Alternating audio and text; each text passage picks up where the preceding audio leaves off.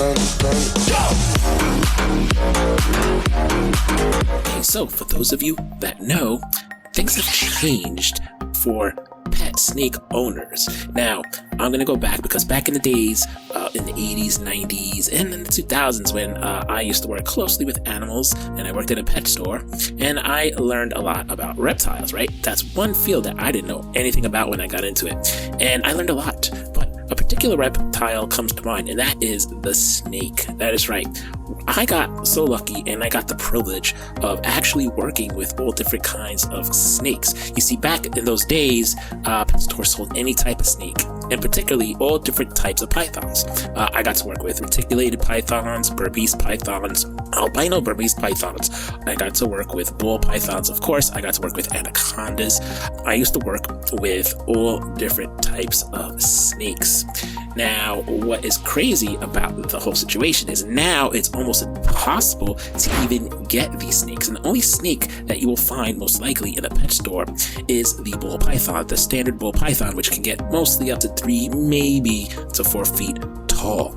But if you're want to find a regular Burmese python or anything like that, you'll definitely not find them. Now, the one that I had, the most aggressive one that I was very, very nervous about, attacked everyone, was the reticulated python, and this thing was extremely aggressive. But the Burmese python was very, very good. They're pretty good. And the Burmese python was actually not bad python, but yes, they were a little aggressive at times. You definitely had to be careful with the Burmese python. But what I found, and according to the movies, if you watch the movie Anaconda, how mean anacondas are, you see those videos in Amazon where the anaconda's trying to eat the kid and all this. But what I found is actually anacondas were like the most docile. Even they're in the boa family, and of course I handled many boas. And boas and anacondas, probably the most docile of all the constrictors that I got to handle.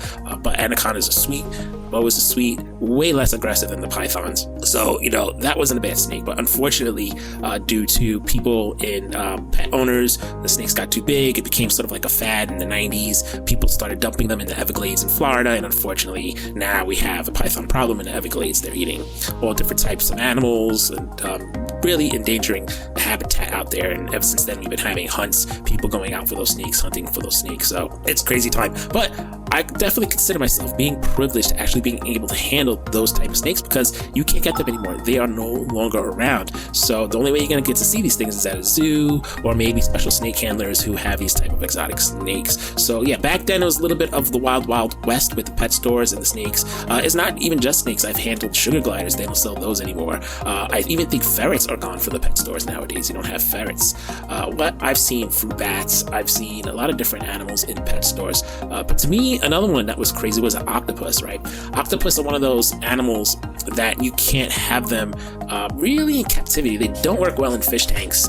They do climb out. You have to bolt the lid to the top, and they just don't last long. They're just not a good captive animal. And I think the only place you may see them is at the aquarium, in a large giant enclosure. But a lot of different things. So yeah, there's a lot of animals you're gonna see around, not around in the pet stores anymore. I've worked with tarantulas, which is pretty cool because I think you still have those, which is pretty awesome. But you have very, very less. I think now in the pet stores, all you can get are anoles and the regular chameleons, which are pretty cool. But they are also another species that do not do well in captivity. I definitely recommend you do not get those. Very, very fragile. You have to keep their environment very moist. You have to keep the heat constant all the time. Very, very delicate animals, and they're expensive. They're like $150. I think they're like $300 now a piece. So yeah, they're expensive. So yeah, they're just not meant for captivity. Those type of chameleons.